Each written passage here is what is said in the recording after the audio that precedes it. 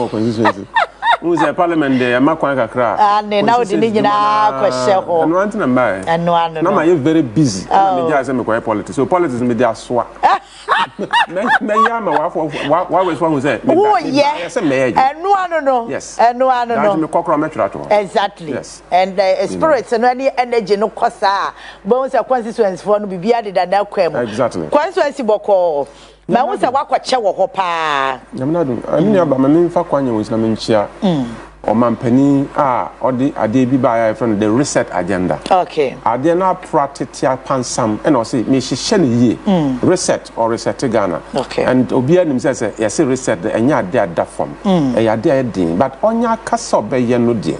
Obeye na yenso yanya kasa e beta na chi mana ye ne yi nko ade eye dan ya e beta na chi mana ye ne yi me fa kwanye so achia ye maame Excellency the Vice President of the Republic of Ghana Professor Jenna na okuku adwuma ona say maame e dende oya maame a okuta komapa ba bia wo bia ma mpacho me chia wona payi maame mfa kwanye so me ka say me ni aketwa o regional minister our upper west or hweme Honorable Lawyer Charles Luanga posing. Okay. Oya branti bia President Mama yi no upper west we ni aje papa because or the mojasho and edman on that. But I am quite convinced that within the next 4 years, upper west we will say ya regional minister but we there. Nyamena de acha ye. Nyamena de acha de mu acha de. Exactly. Me chia me busu for more hours. Or muntina yes, Superintendent retired the Honorable Assessor. So I'm say Honorable MP for hours. Wow, first the title no mami. Me chia me ka say which are for him. Mba which are na mpuhi ansuma biunga. Mba de mo na mpuhi ansuma biunga. Bi parliament posala jambi wa wasa karma. Wala jampuhi ansuma. Ye bi dola nchini la jine yala ntrowa. Tina chenye so. One can no cry, yes, said Yankwasa, a couple man when you know. Maybe no mamma for me, Papa, the Inspector General of Police, Mr. Christian Tete Yohunu, and the Regional Police Commander of Upper West Region, Assistant Commissioner of Police, Mr. Francis Gilbare, on my year, dear Upper with Niaji Papa, Solatona Kalba or Moniaji. Okay. They've broken the ice. Syria killing be an cost or war, additional be well wada, additional Yakumu Yaku Siwa, or my Yako Chin Pamunubi, ye GDC, wait dear. Sunwara acquire be or may investigation my anyam sunji may the chat work and confirm person more modia. I think that Honorable Kofi Adams, the Minister for Sport and Recreation, why yeah, Pierre Ghana, my P World Cup. Kofi, I am a friend Kofi. Charlie, well done. The cracker say, we need our Ghana Ports and Harbour Authority, the Director General, General Paul Sedu Tanyakulu, Esquire, Charlie, or the Koya say Okoyejma. And I think that Ghana Ports and Harbour Authority who are in Crawford Bonnie say, or the discipline abai, or the professionalism abai. And I'm quite sure that within the next 4 years, Ghana Ports and Harbours are very reset. That's it. Me so me da se pa honorable me do be gina constituency kakra na ansa na yefiri ho a ya beto ansem e national interest stories a ye pese ye di ho nkomo based on o background a ekura wo no ntino constituency to say because my say na saying now we are accounting to the people of Wild West. Projects are good wo ye na bia sika aba mo nsem na adwuma mo ye ho no wadar ma bone tofa kakra constituency den na ekoso the patcho me da se what was a constituency via in 2004 about 21 years and the constituency in population of 100,000 but you 100,000 communities are all West no about 236 236 63 per and electricity me patcho ye da sumu we are in total darkness because about 26% no our national average of electricity connectivity and our connection to the national grid, number 89%. So what was the catch the papa ya catch the ya kwanyina say na ukwa e but as a people's representative I am say me gina munamo parliament ne me ya say me kokondin ma ya nye puntu ewo wa we so no but ne ya kono me adwuma for 4 years and now na say my second term me hear yana President John Dramani Mahama or see accounting to the people no free media for call Flagstaffs or catch say or in the past 8 months and I'm say Abrante 1 year cram ban or accounting for the people. And then what say I just leadership is influence. His Excellency President John Dramani Mahama or see officer I saw on Magana for who near all year. Near what you may year, near Baba year, and near one nimu. So why yes I the mamma the same spirit and found coffee. We coffee accounting to the people. And what basically what we did in what way was apart from media, we accounted to the people through the district assembly. Oh, okay. Because district assembly 40 assembly members. And we have 28 electoral areas. Okay. So we have 28 elected assembly members and 12 government appointees. So if media account, we are accounting to the people. Also, or electoral area, His Excellency President John Dramani Mahama abaya aba for free, and the MP, NDC near Ebia, over near Faso or Constituency and now electoral area. Biba Kwambia Faso, Yabe Tubo, Yabe School, Yabe Sewa, Nina Yakanino. I am telling you as a matter of fact, for the first time in so many years, Minti Bikrada, just 2 quarters, Sika, I called district assembly, about 5 million Ghana cedis. Wow. 2 quarters, Sika, I called district assembly, about 5 million, and they are all tagged to projects. Okay. You see school dying. You are connecting electricity, it's targeted at something. And I'm quite sure that maybe within 1 year, some yeah. Or they make say MB Fred. Wow, Omobeka. Fred, why was for Neombekan and Enokre? Maybe I'm representing them. And what I do, I go back to ask them, Ekoye. Okay. And now, young corner saying, me a peniba, unantia, one or Quachika crack will be something for say, Charlie, I formed to sense, oh, I had the way you need, I had to watch Yakakra, no, you're telling because if you say, near or non quantum ponsono, I own say so accounting to the people was inspired by His Excellency President John Dramani Mahama. I know it was well attended, and in fact, questions are mubisa, me answers are my inano. Me first watch the Honorable DC for hours, Honorable Richard Brantia, President Mahama, then the chair, if he said, Yetibomoa, Yebe, so hours is great, and I think that hours in the next 4 years will be the constituency to watch.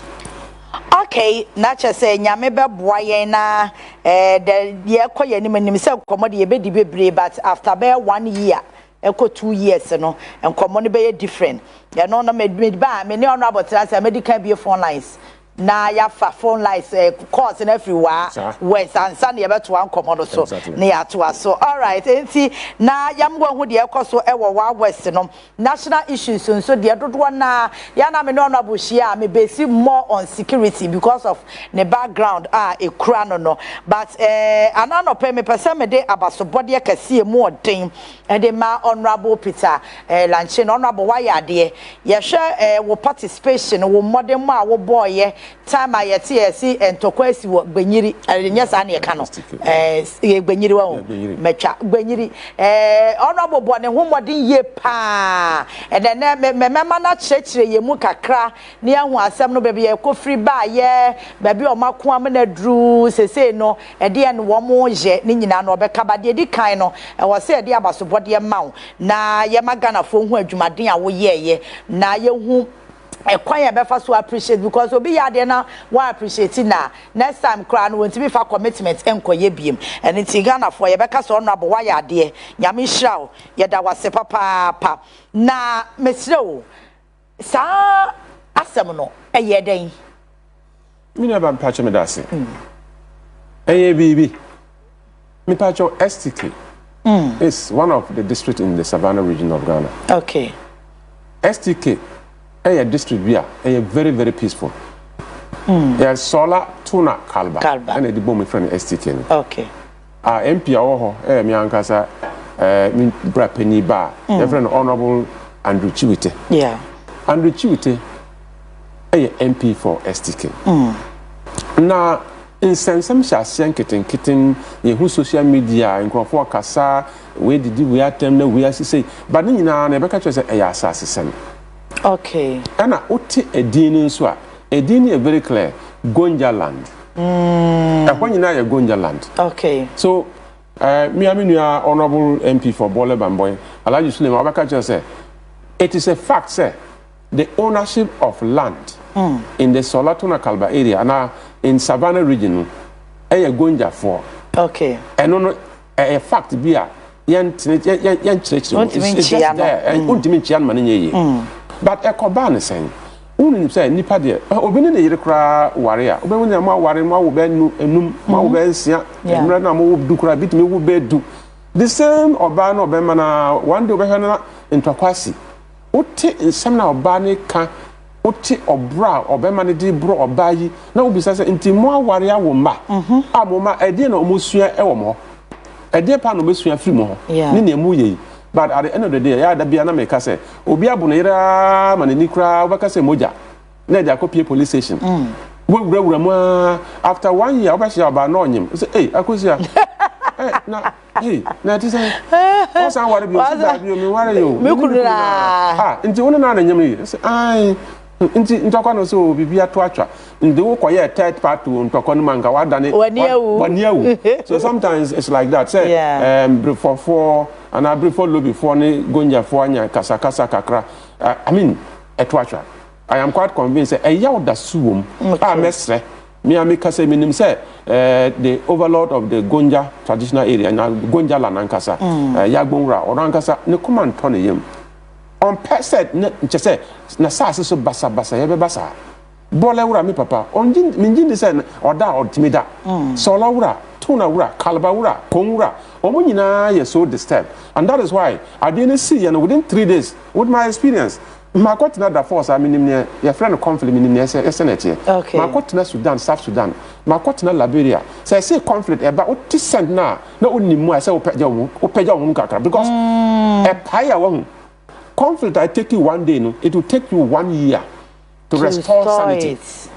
1 day a pile it will take you 1 year to restore. So me catch you say mamon fan diagro adiana mo hunu sa na betima say e man so me sorry and me di me experience what time pan for bi achi ya nante ahimfo isu ama me kasa kire mo e ma mabotre e bi ma wuni ade na me say yes okohwe the Second World War okwa Germany obeka say Germany den ka condemn kra about 70 80 years down the line where baby a Germany koduru so at least in tokona de ebetimasi kasa beba nipa kumbetima apiemu but we are aya me can't send be emra na me wonder for ye ne UN4 from New York ye call share rebels be omo ye presentation my rebels ye presentation my yen omo speaker no and a spokesperson no a professor no try dey American University or jai professorship no e be di no kronfo achi akontokwa be for 4-5 years in Pabwakra no shebi yes or your presentation might hold just at the spur of the moment so I'm running the two shey in answer can join because he sounded so convincing, it was so touching. But Yamencha, the name was soldier back could be okay, or no a force commander. Make that second anything. General Martin Luther Agoy. Baby will be a Yamin and Fan Sankano. Papa, no sorry, General Honosi. Me no Wakasa, Yati. But only me a soldier name. My age may actually me a 4-star general. Mamen Casamentro. Babia knew we are say history more. Obedi to a 2 sama as Yaba. Babia knew. There's nothing in the literature, there's nothing in the history say who the two anya sunjie. So what could do side way. Must some ed yate ba unim yam pe asunjie chire kwan. And asunjie chire kwan yehwehwe no e tuo na ukita na emma asunjie. That was the opening of say yina ya story betima kan bie. Ba unim na esi wagbuniyiri. I think that the mistake we made was that ya dane gbuniyiri adane no STK asem.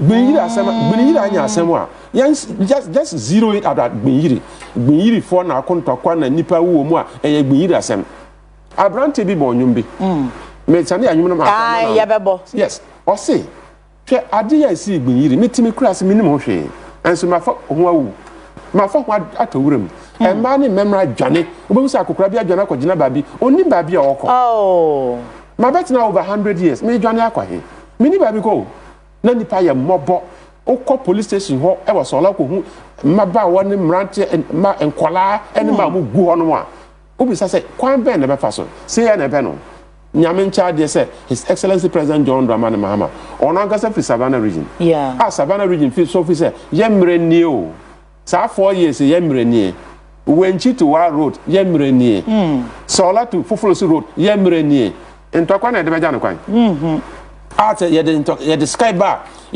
say ye the sky bar for punto near the Kopanto ye the Kopa e dey masoja for the police for so sometimes and it is very sad and na no mem say na no kra no Omo DC no ba STK DC no ba obeshia parliamentary committee on local government. Yeah. Yeah, bisa no say ayi common fund I buy. O si common fund buy ni na san. And bisa say dey na san. Ah, say peacekeeping where you honum.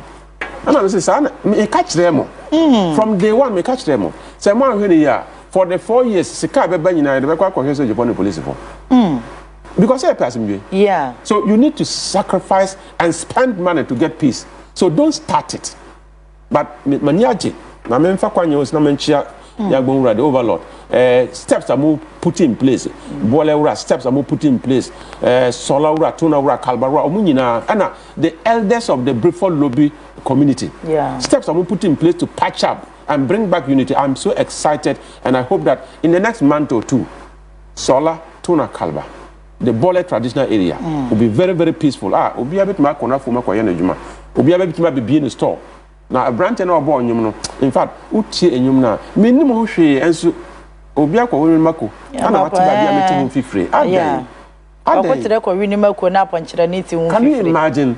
So o say yenyen asumjembra. Yenyen asumjembra. So bit ma bossa anyum no kwa me free. Harry boma me na me ya sure say wa afo ne gbanyirifo nyina no. Obi e hwe ye tiro wo so mutie. Abrante na friend big dreams. And a friend Jambere. Okay. Jambere is a fantastic, talented musician upcoming. If we say, Obi a music producer, be as I want way in the next 1 year, but my tenant in sub he can blow the glass ceiling. Yeah. I mean, she on personally, but me tea lyrics no na me share a branch and I say, Nyame acha de. Nyame acha de. Ye peja no mo obekwa chiri pa. Enti we near course so e wo gbanyi na say ye tinkra ha ne de. Say ya de ankomo keka na ne ye di o. The course or ground so no send a young cragro. Na Honorable Maya, I think your experience also played a vital role. Buama, ye who the year who is asumdue, eba, ye best let's say one asumdue, and you're complete. But Henry, boy, young Maya, just a minute and a fame. Ye to me enter young common so now. Yeah, but because.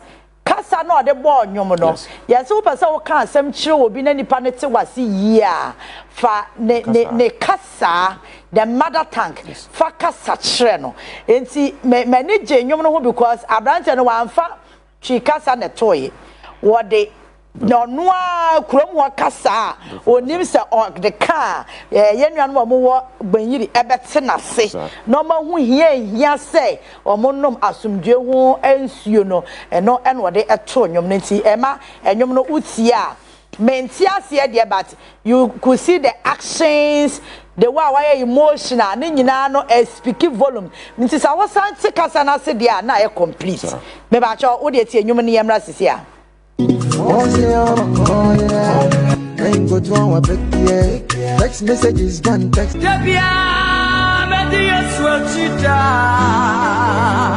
Apostle Francis Odro World Outreach Ministry akawo hu biom the School of Ministry nyame enam Apostle Francis Odro so nyame adon wo so ana wo da eso ene yisremu kire se nyame aton sa fraw amanyame adwuma ana mpo se wo nyame sumu dada nanso unim adom kura ewa wo so ane na akwanya beda ho ma wo se woni the School of Ministry ebesua de enti wo ba chew no wo feeder operate. School of Ministry Bemau a boarding credibility say international certificate in ministry and international diploma in ministry.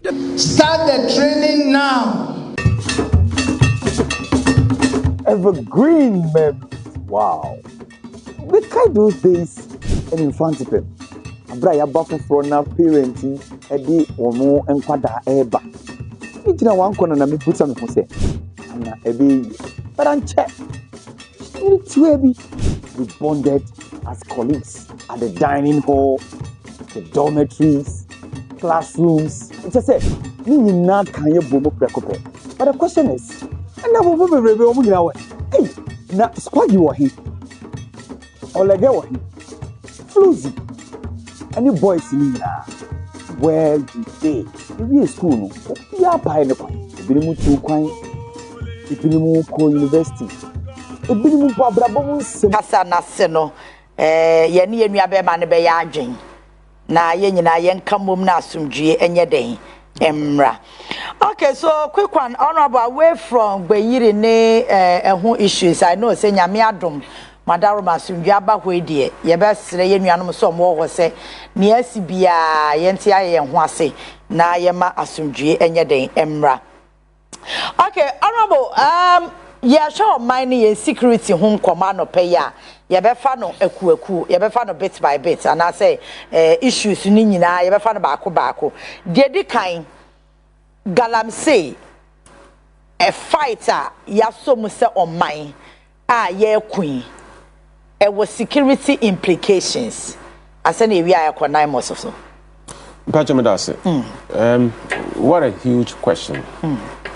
Galamsey, say it is an existential threat.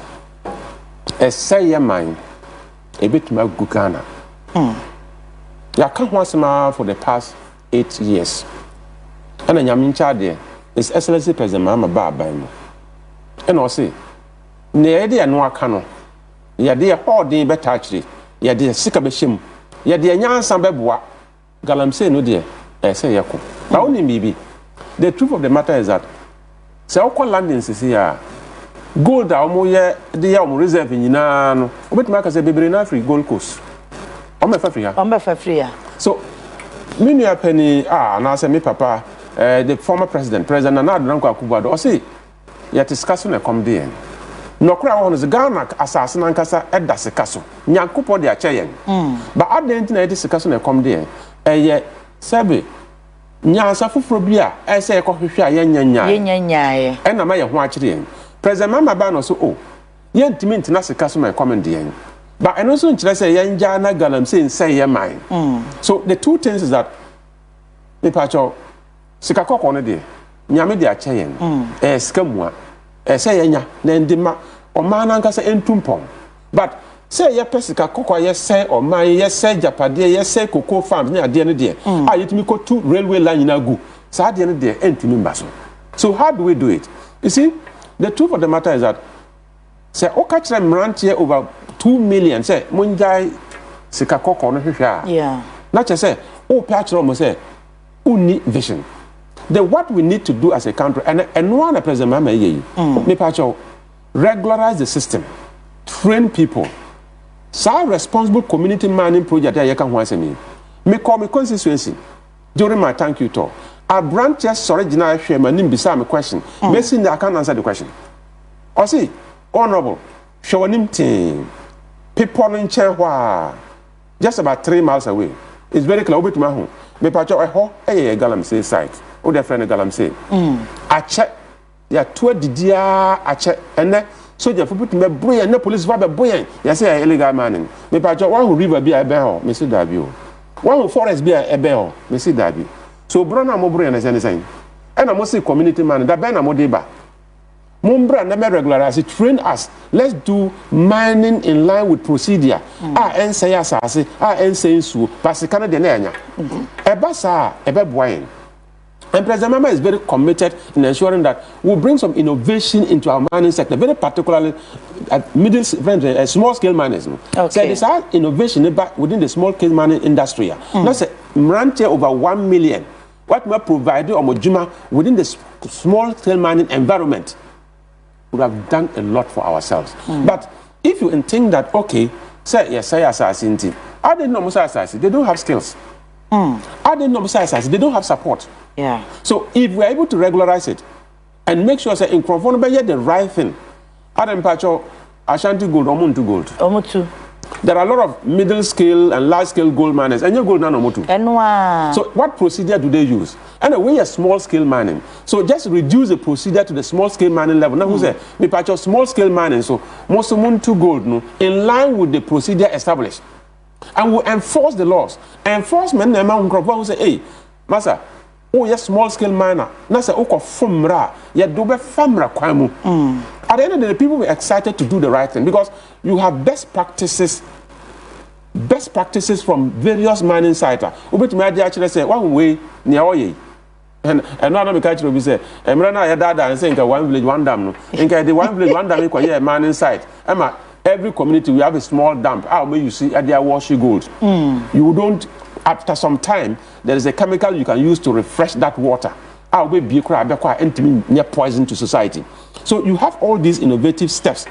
Mining will continue to go on legally, soundly, without being destructive to the environment. Ebasa would have won the war. But you see, Namos.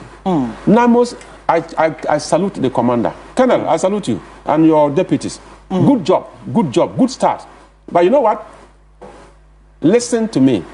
Your Gallant Stop, yeah. Your Operation Vanguard, your Operation Halt 1, Halt 2, all this experience I gather in the Namos. So Namos cannot fail. Colonel, you and your guys, you can't fail. You can't fail us. But you know what? The Galamsey is not purely a security issue. So Colonel in the mountain is one failure. We are not saying that our presence in Kwanaba solve the Galamsey problem. No.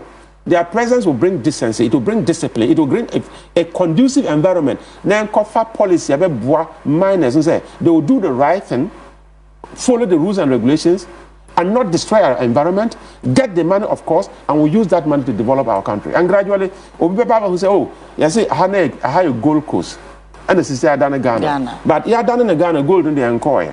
And that's why. So the impact of gold in our economic development should show. Say, so there. I say, if you want to do mining the right way.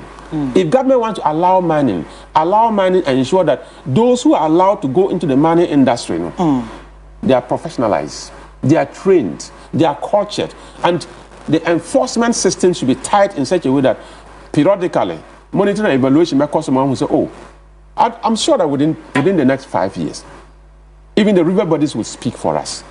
Sometimes, there is no literature or any statistics or debate say, oh, but you don't need to say it. Yeah. The water speaks for itself. And the water is the key measure of our success. The turbidity of the river bodies is a key measure of our success. And I think that so far, so good. Last year, CSOs, I mean, data it was quite encouraging. And it is quite encouraging and inspirational, and we hope that Namos will do more.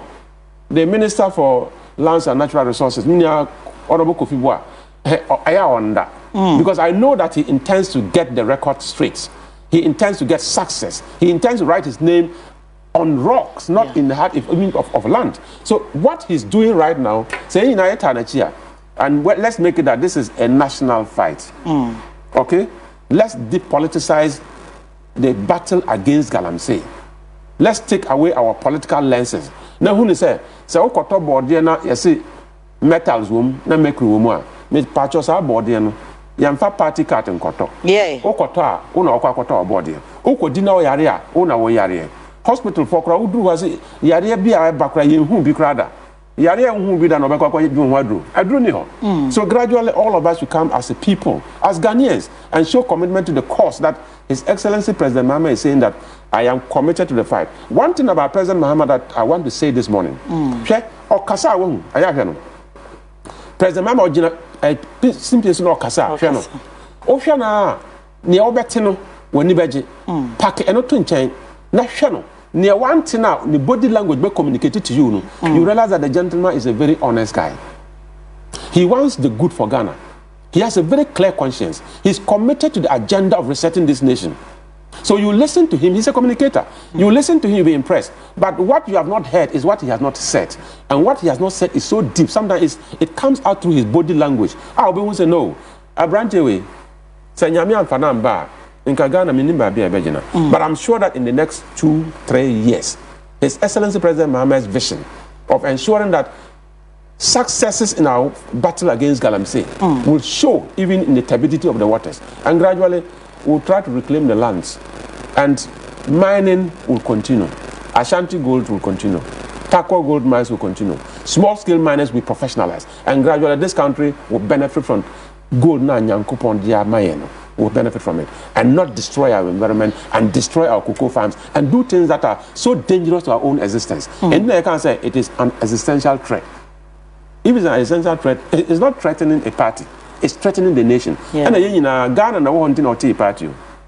Ghana no democracy na ba na obi se me dem MPP ni and me dem NDC ni and me dem CPP ni and obi kura kotimi to kote ne party oni support bi onu kwan ye party otimi nam from Accra one man party otimi nam from Accra to Bolga no aba onu sikita party kwa brochira say no or former presidential hopeful presidential aspirant no the side ni nam democracy let's maintain our decency, let's maintain our discipline, let's respect the rules and regulations governing this country, and let's ensure that constitution remains supreme. Gradually, I dream and edible my own.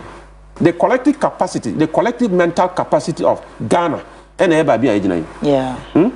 Oh, the Ghana for being na Kabuma, Babi Ajina as Ghana, no say Yampere, it is our level. Other abro.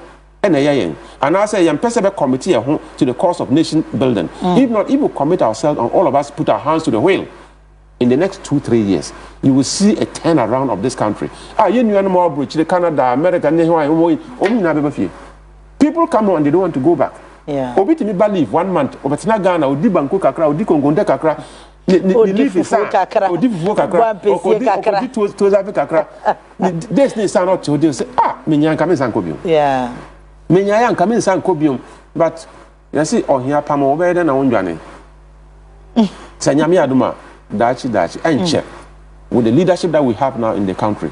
I am quite convinced. Say, as we use what I one day, okay, yeah, sure. One more, yes, illegal mining. Yeah, now we can say 9 months cannot afford to fail us. Or mobile boama decency, any discipline about. Mining na ye demo.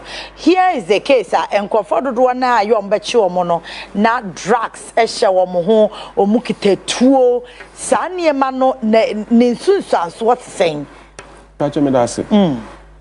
one other side effect of galamsey ayehu if you say nsuo no kwa na ehwe no galamsey wa ho a branch a wa wie senior high osimiti fie menya hwe no odom Okopie Galamsey site. One gets call for the first time. Now, I'm na dongo ada amrante to me call from kwasi eba. For the first time, we do no shame no more. Uyembe show. Yeah. So uyem show we are. Minia Professor Sampong, our public health school. I will Legon. Or see, as I copy unit kakragu aniso. What is who are you? What the unit kakragu aniswa? When it's so who are you? Who are you? No room.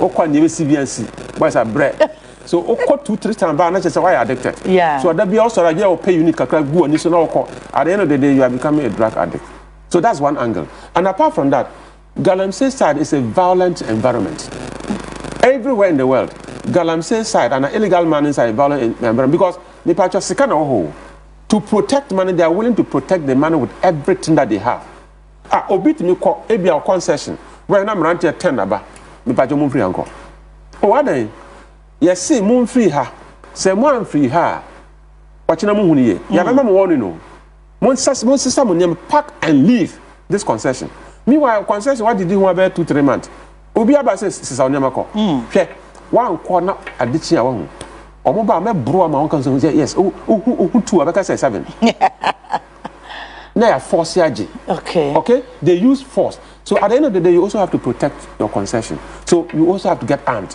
At the end of the day, you see that people are getting armed to protect what they belong or what they have. They are getting armed to protect their own concessions. They are getting into drugs to be able to get to another level that they can act irrationally. So a higher dream. And that is why come you hear the Indians know. Listen, if you legalize it, okay, regulate it, professionalize it, train the people. Risks now more taking a bad or more taking drugs. That risks will reduce. If the risk is reduced and people are trained to do what is right, you don't need to take tramol. A branch, 20-year-old branch, come. They say the future belongs to the youth. And the future belongs to the prepared youth. Young boy, we secondary school, maybe a medical doctor being a in the future. Engineer being a in the future. I got unum red. Or you know whom by me or we are smart. Why I say son? Or you know what I just say? What do 7-9 clouds? I can't know who young coupon. Or Landy, we know who say, still that's what we are saying. See, Charlie had the there. No, I can't because he has to remain in the cloud all the time. Basa, you be one say rehabilitation. And rehabilitation in this country is very expensive. In other words, rehabilitation anywhere is very expensive. Ojo ko good president so bisa me mama patients ba for bonnet. Say president what to say. Now say ya na president ya de nyamenshraw. Ya fight ya me member of the Human Rights Committee of Parliament. Okay. Once the 80 petrons and the feed prisoners. School akwala this is 2 cedis for 1 meal. Open other prison 1 cedi 80% for 3 meals. Are we feeding them or we are really starving them? Yeah. Are we are we trying to rehabilitate them or we are destroying their future? Nyamincha the president Amaso at their core 5 cities.